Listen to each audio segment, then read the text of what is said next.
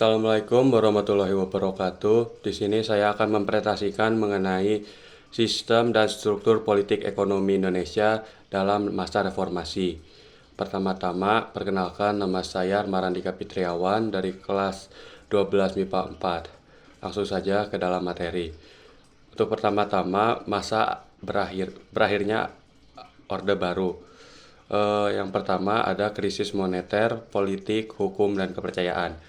Krisis moneter yang melanda Thailand pada awal Juli 1997 merupakan permulaan peristiwa yang mengguncang nilai tukar mata uang negara-negara di ASEAN seperti Malaysia, Filipina, dan Indonesia.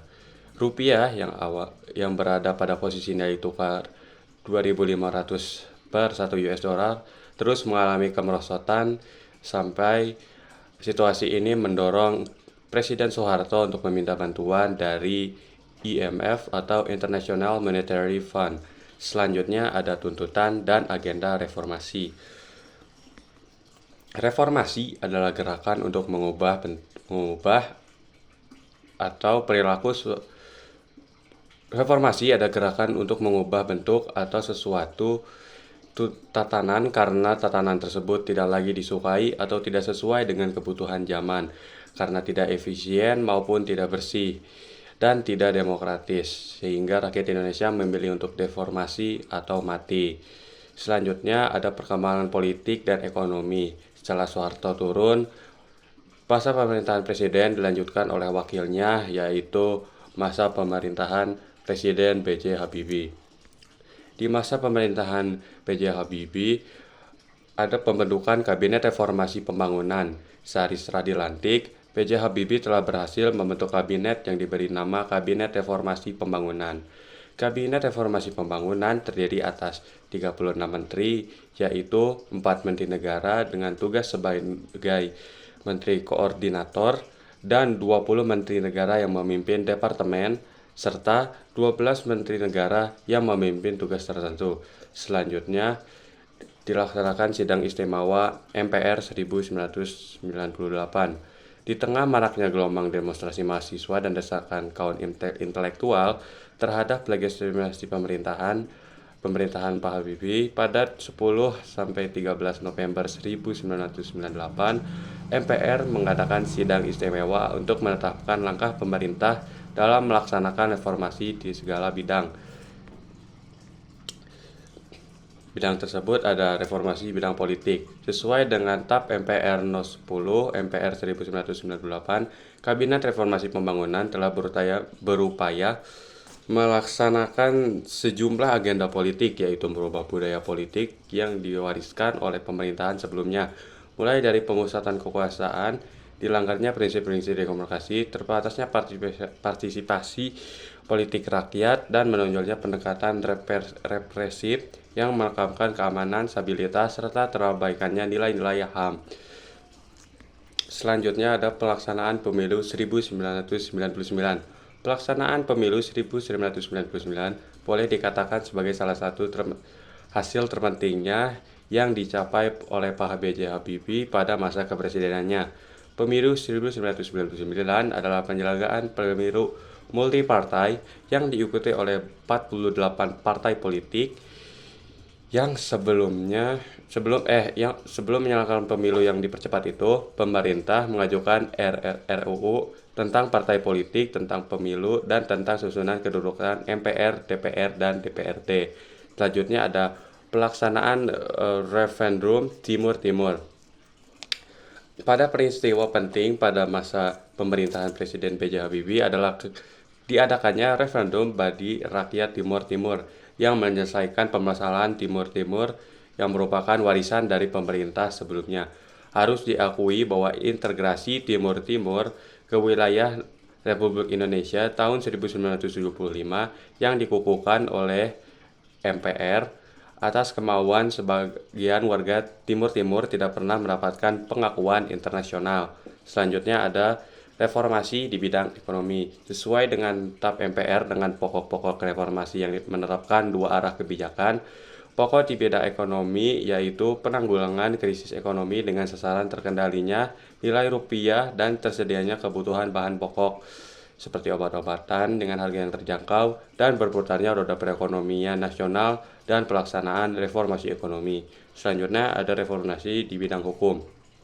Sesuai TAP MPR, reformasi di bidang hukum diarahkan untuk menanggulangi krisis dan melaksanakan agenda reformasi di bidang hukum sekaligus dimaksudkan untuk menunjang upaya reformasi di bidang ekonomi, politik, sosial, dan budaya. Selanjutnya, masa pemerintahan Presiden Abdurrahman Wahid atau Bapak Gus Dur. Pada pemerintahan Pak Presiden Abdurrahman Wahid terjadi reformasi di bidang hukum dan pemerintahan. Pada masa pemerintahan Abdurrahman Wahid, MPR melakukan amandemen terhadap Undang-Undang 1945 pada tanggal 18 Agustus tahun 2000. Amandemen tersebut berkaitan dengan susunan pemerintahan negara Kesatuan Republik Indonesia yang terdiri atas pemerintahan pusat, provinsi, kabupaten, dan kota. Selanjutnya, masa pemerintahan Presiden Megawati Soekarno Putri. Pada masa pemerintahan Presiden Megawati Soekarno Putri, terjadi reformasi bidang hukum dan pemerintahan. Pada masa pemerintahan Presiden Megawati, MPR melakukan amandemen terhadap Undang-Undang 1945 pada tanggal 10 November 2001. Amandemen tersebut meliputi penegasan Indonesia sebagai negara hukum dan berkedaulatan yang berada di tangan rakyat. Selanjutnya ada reformasi di bidang ekonomi. Krisis ekonomi yang melanda Indonesia sejak 1998 belum dapat dilalui oleh dua presiden sebelumnya, Megawati, sehingga pemerintahannya mewarisi berbagai persoalan ekonomi yang harus dituntaskan. Masalah ekonomi yang kompleks dan saling berkaitan menuntut perhatian pemerintah untuk memulihkan situasi ekonomi guna memperbaiki kehidupan rakyat. Selanjutnya ada masalah disintegrasi dan kedaulatan wilayah. Pemerataan ekonomi di seluruh wilayah Indonesia merupakan salah satu pekerjaan rumah pemerintahan Presiden Megawati. Tidak meratanya pembangunan dan tidak adilnya pembagian hasil sumber daya alam antara pemerintah pusat dan daerah menjadi masalah tersendiri. Hal ini menimbulkan keinginan untuk melepaskan diri dari Negara Kesatuan Republik Indonesia, terutama di beberapa provinsi yang kaya akan sumber daya alam, tetapi hanya mendapatkan sedikit dari sumber daya alam mereka. Selanjutnya ada desentralisasi politik dan keuangan. Terkait hubungan pemerintah pusat dan daerah, pemerintahan Presiden Megawati berupaya untuk melanjutkan kebijakan otonomi daerah yang telah dirintis sejak tahun 1999. Seiring dengan dikeluarkannya Undang-Undang Nomor 2 tahun 1999 tentang perimbangan keuangan pusat daerah, serta pada masa pemerintahannya juga diadakan upaya pemberantasan KKN. Kendati berhasil melakukan berbagai pencapaian di bidang ekonomi dan politik, terutama dalam menghasilkan produk undang-undang mengenai pelaksanaan otonomi daerah, pemerintahan Presiden Megawati belum berhasil melakukan penegakan hukum.